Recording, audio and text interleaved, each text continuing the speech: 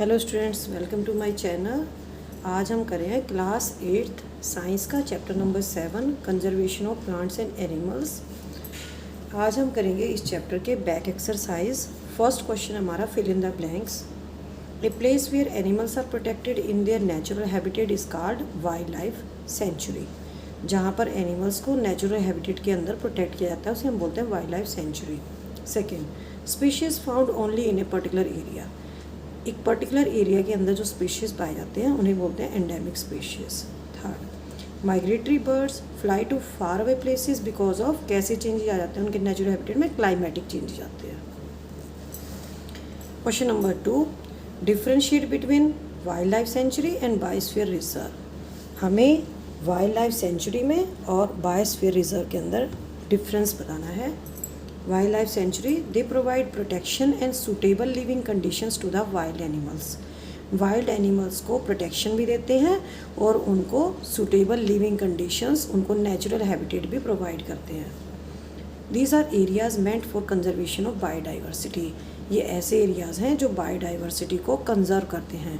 Biodiversity क्या होती है? It refers to a variety of plants, animals and microorganisms of that area. Wildlife sanctuary they are spread over a small area. Biosphere reserve they are spread over a large area. ज़्यादा area के अंदर होते हैं, जैसे Pachmarhi biosphere reserve है। It consist of 1 national park and 2 wild life sanctuaries.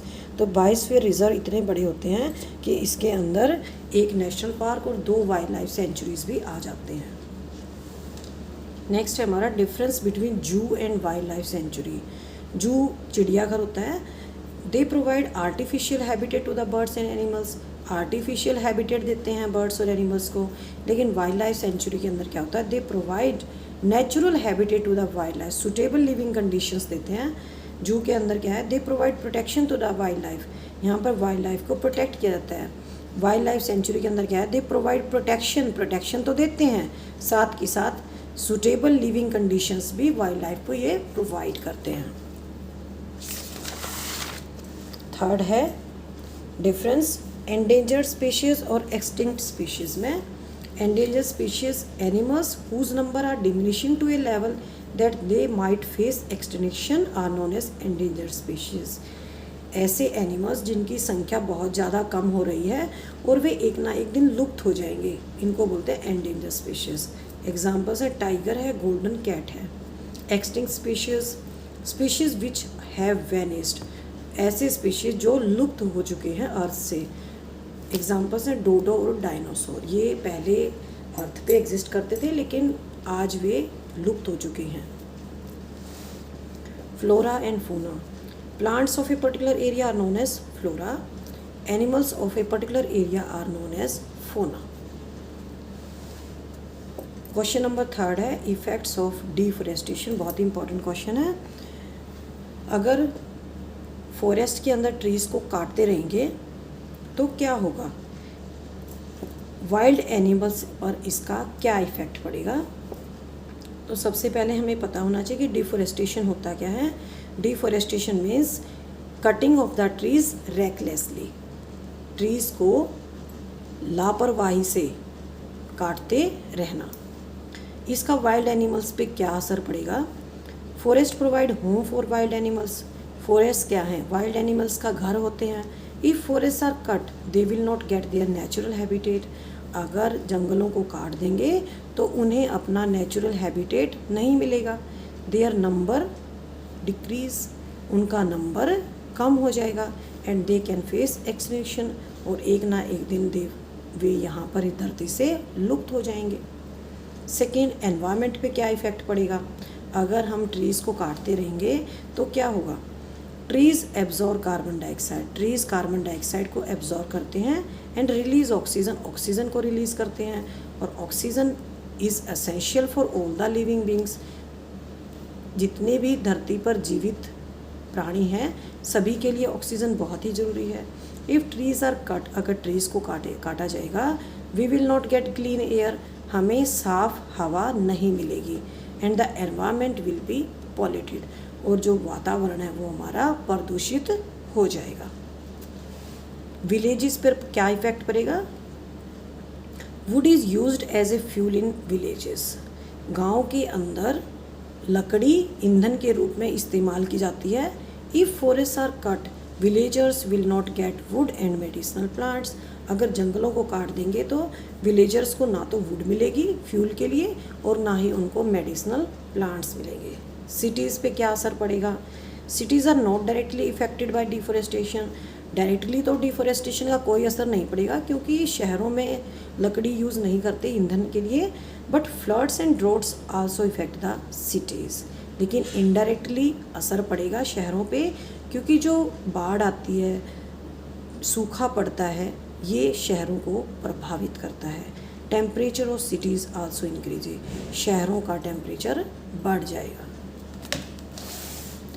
Effect of deforestation on the earth. Earth के ऊपर deforestation क्या इफेक्ट होगा? If trees are cut down concentration of carbon dioxide will increase on the earth. अगर पेड़ों को काटते रहेंगे तो कार्बन डाइऑक्साइड की अर्थ के ऊपर कंसंट्रेशन बढ़ जाएगी। It will lead to global warming that is increase in the temperature of the earth. Carbon dioxide heat rays को जो अर्थ के द्वारा रिफ्लेक्ट होती है उनको एब्जॉर्ब करती है। अगर कार्बन डाइऑक्साइड बढ़ जाएगी तो हीट रेस जो रिफ्लेक्टेड होती हैं अर्थ से उनका एब्जॉर्प्शन ज़्यादा होगा।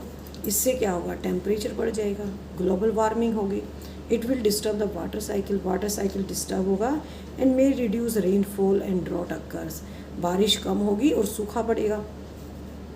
Floods may occur which cause soil erosion. Floods आ सकती हैं और जिससे मिट्टी का इरोजन होगा। नेक्स्ट जनरेशन पे डिफोरेस्टेशन का क्या असर होगा? If forest are cut down, अगर जंगलों को काटते रहेंगे, the next generation will be deprived of many beautiful birds and animals. जो आने वाली जनरेशन है उन्हें बहुत से सुंदर पशु और पक्षी देखने को नहीं मिलेंगे। They have to breathe in polluted air and may suffer from respiratory problems. उन्हें दूषित हवा के अंदर सांस लेना पड़ेगा और उन्हें रेस्पिरेटरी प्रॉब्लम से भी सफ़र होना पड़ सकता है। Now question number 4, What will happen if we go on cutting trees? क्या होगा अगर हम पेड़ों को काटते रहेंगे? Balance in the nature is disturb. प्रकृति का जो संतुलन है वो डिस्टर्ब हो जाएगा। We will not get fresh air. हमें क्लीन एयर और फ्रेश एयर सांस लेने के लिए नहीं मिलेगी। Floods and droughts can come. सूखा पड़ सकता है, बाढ़ आ सकती है। Soil erosion occurs due to which soil fertility reduces. Soil erosion होगा जिससे क्या होगा? जो टॉप फर्टाइल लेयर है वो पानी के साथ बह जाएगी और सॉइल की फर्टिलिटी कम हो जाएगी। Global warming occur, global warming होगी और ग्लेशियर्स हैं वे मेल्ट हो जाएंगे। बी पार्ट है what happens when habitat of an animal is disturbed. क्या होगा अगर एक एनिमल के जो हैबिटेट है, उसके जो रहने की जगह है, उसके अंदर डिस्टर्बेंस की जाती है। Forest are home for wild animals. Forest जंगली जीवों का घर होते हैं। अगर हैबिटेट डिस्टर्ब होता है their number will decrease to a level that they might face extinction. उनका नंबर, उनकी संख्या इतनी कम हो जाएगी कि वे एक दिन ख़त्म हो जाएंगे। They can enter in villages and cities and can attack on them. जब उनका नेचुरल हैबिटेट डिस्ट्रॉय हो जाएगा तो वे शहरों में और गाँव में भी एंटर कर सकते हैं और लोगों के ऊपर अटैक कर सकते हैं। What happens when top layer of the soil is removed? जब सॉइल की टॉप फर्टाइल लेयर रिमूव हो जाएगी तो क्या होगा? Trees prevent soil erosion. Trees soil erosion को रोकते हैं। कैसे रोकते हैं? क्योंकि जो उनकी ट्रीज की रूट्स होती हैं वे सॉइल को फर्मली बाइंड करके रखती हैं। Because the roots of the trees bind the soil firmly. When floods come top layer of the soil is remove. जब बाढ़ आती है तो सॉइल की टॉप लेयर बह जाती है and it exposes the lower hard and Rocky layer. और नीचे से जो हार्ड और रॉकी लेयर होती है वो ऊपर आ जाती है और इस लेयर के अंदर ह्यूमस कम होता है। This layer lower layer has less humus. इस लोअर लेयर के अंदर ह्यूमस की मात्रा कम होती है और ये बहुत ही कम उपजाऊ होती है। Fertile land gets converted into deserts. जो उपजाऊ ज़मीन है वो रेगिस्तान में कन्वर्ट हो जाती है, बदल जाती है और इस प्रोसेस को बोलते हैं डेजर्टिफिकेशन।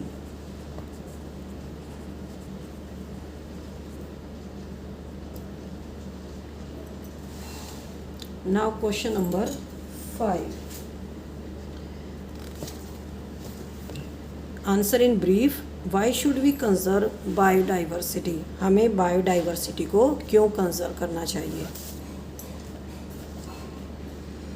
पहले तो हमें पता होना चाहिए कि बायोडाइवर्सिटी होती क्या है. Biodiversity refers to a variety of living organisms in a specific area.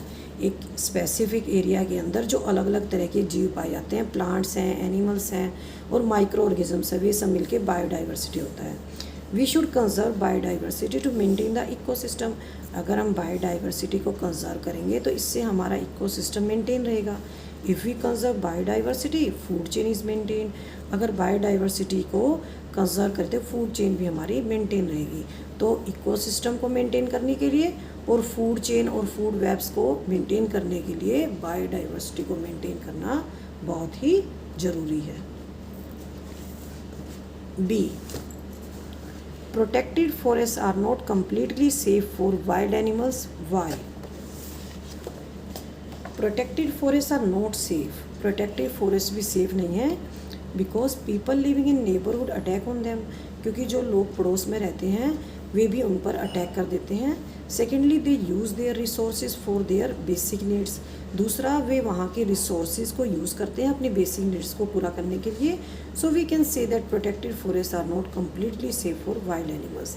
इसलिए हम कह सकते हैं कि जो प्रोटेक्टेड फॉरेस्ट है वे वाइल्ड एनिमल्स के लिए सेफ नहीं है. C. Some tribals depend on the jungle. How. कुछ आदिवासी जंगल के ऊपर डिपेंड करते हैं. कैसे.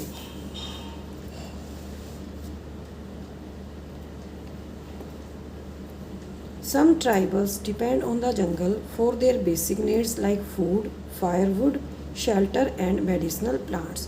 कुछ आदिवासी जंगलों में रहते हैं और वहाँ से ही उनकी बेसिक नीड्स जैसे उन्हें जंगलों से खाना मिलता है, खाना बनाने के लिए फ्यूल के लिए जो लकड़ी होती है वो मिलती है, शेल्टर वहीं पर वे रहते हैं और मेडिसिनल प्लांट्स भी उन्हें वहीं से मिलते हैं. D. What are the causes and consequences of deforestation. बहुत ही इंपॉर्टेंट क्वेश्चन है. डिफॉरेस्टेशन के क्या क्या कारण हैं और इसके क्या क्या परिणाम हैं. First we will do causes of deforestation. Deforestation means clearing of the forest. It is done for preparing land for cultivation. खेती के लिए जमीन पेड़ों को काटा जाता है. घर बनाने के लिए, फैक्ट्रीज बनाने के लिए, फॉर वुड लकड़ी के लिए. Now consequences of deforestation. इससे डिफॉरेस्टेशन के क्या क्या परिणाम हो सकते हैं. First, less rainfall causes drought. बारिश कम होगी, सूखा पड़ जाएगा. Second, heavy rainfall causes floods. ज़्यादा बारिश होगी, इससे बाढ़ आ जाएगी. Third, more soil erosion reduces soil fertility. ज़्यादा से ज़्यादा सॉइल इरोजन होगा और इससे सॉइल की फर्टिलिटी कम हो जाएगी. Oxygen level in the air decreases. हवा के अंदर ऑक्सीजन का लेवल घट जाएगा और हमें क्लीन एयर सांस लेने के लिए नहीं मिलेगी. ग्लोबल वार्मिंग होगी, टेम्परेचर बढ़ जाएगा अर्थ का. Balance in the nature is disturb. Nature का जो बैलेंस है वो बिल्कुल डिस्टर्ब हो जाएगा. Animals and birds lose their natural habitat and they can face danger of extinction. Animals और बर्ड्स का जो नेचुरल हैबिटेट है वो नष्ट हो जाएगा और वे लुप्त हो सकते हैं. नेक्स्ट है what is red data book. Red data book, it is a source book which keeps a record of all the endangered animals and plants. एक ऐसी बुक है जिसके अंदर एंडेंजर्ड प्लांट्स और एनिमल्स का रिकॉर्ड होता है. नेक्स्ट है what do you understand by the term migration. Migration क्या होता है. Movement of the birds from its own habitat to the other habitat due to extreme cold for a specific purpose like breeding is known as migration. Birds का अपने habitat से दूसरे habitat में जाना क्योंकि उनके अपने हैबिटेट में बहुत ज़्यादा कोल्ड पड़ती है और इसका उनका एक स्पेसिफिक पर्पज़ भी होता है माइग्रेशन का, जैसे ब्रीडिंग करना, is known as migration.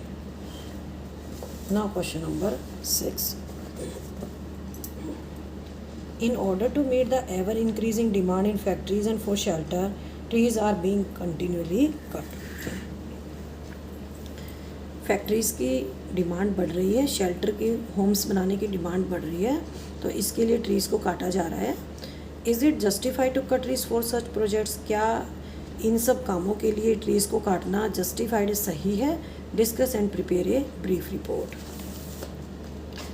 It is not justified to cut trees to meet the ever increasing demand in factories and for shelter. तो ये बिल्कुल भी सही नहीं है कि फैक्ट्रीज़ की डिमांड को पूरा करने के लिए या शेल्टर घर बनाने के लिए हम ट्रीज़ को काट रहे हैं, क्योंकि ये हमारे ट्रीज़ हमारे लिए बहुत ही इंपॉर्टेंट हैं. क्यों इंपॉर्टेंट है? They provide shelter to the wild animals. Wild animals को शेल्टर देते हैं. अगर वाइल्ड एनिमल्स का शेल्टर नहीं होगा तो वे शहरों में, गाँव में अटैक कर देंगे लोगों के ऊपर. Secondly, they prevent soil erosion, hence increase fertility of soil. Soil erosion को रोकते हैं क्योंकि उनकी जड़ें मिट्टी को बांध के रखती हैं और इससे soil की fertility बढ़ती है. Cutting of the forest will lead to global warming, droughts, floods, etc. अगर forest को काटते रहेंगे तो ग्लोबल वार्मिंग होगी, जो टेम्परेचर है वो बढ़ जाएगा, ड्रॉट्स आएंगी, सूखा पड़ जाएगा, बाढ़ आ जाएगी. दे मेंटेन बायोडाइवर्सिटी, और फॉरेस्ट क्या करते हैं?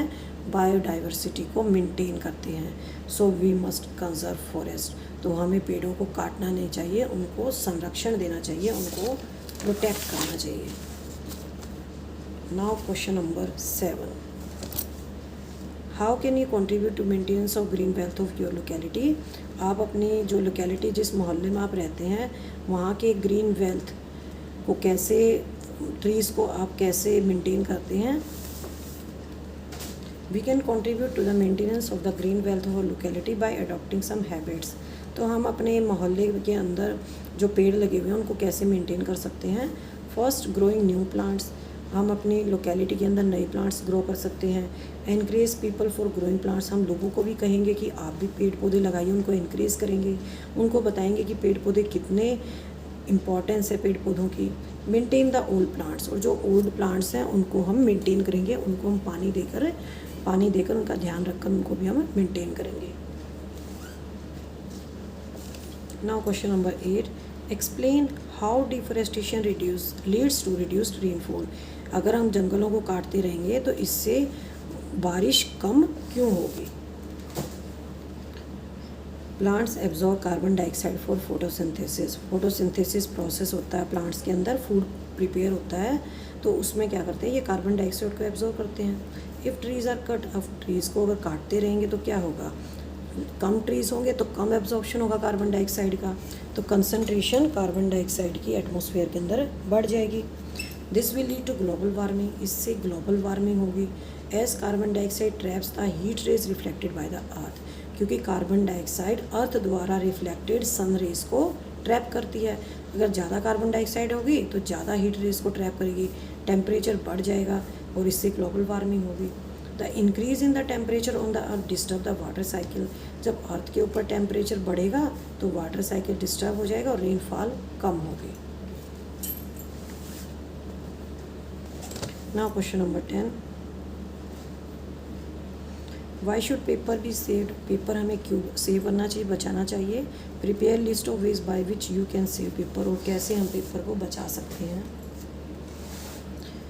Paper should be saved for saving would. Paper हमें बचाना चाहिए क्योंकि इससे वुड की बचत होती है, लकड़ी की बचत होती है. हमें क्या क्या स्टेप्स लेने चाहिए पेपर को सेव करने के लिए? First, we should write on both sides of paper. Paper के दोनों साइड लिखना चाहिए. We should recycle the paper. Paper को रिसाइकिल करना चाहिए. By this we not only save trees but also save energy and water needed for making paper. इससे हम ना केवल ट्रीज़ को बचाएंगे, इससे हम वाटर और एनर्जी को भी बचाएंगे जो पेपर बनाने में यूज़ होती है.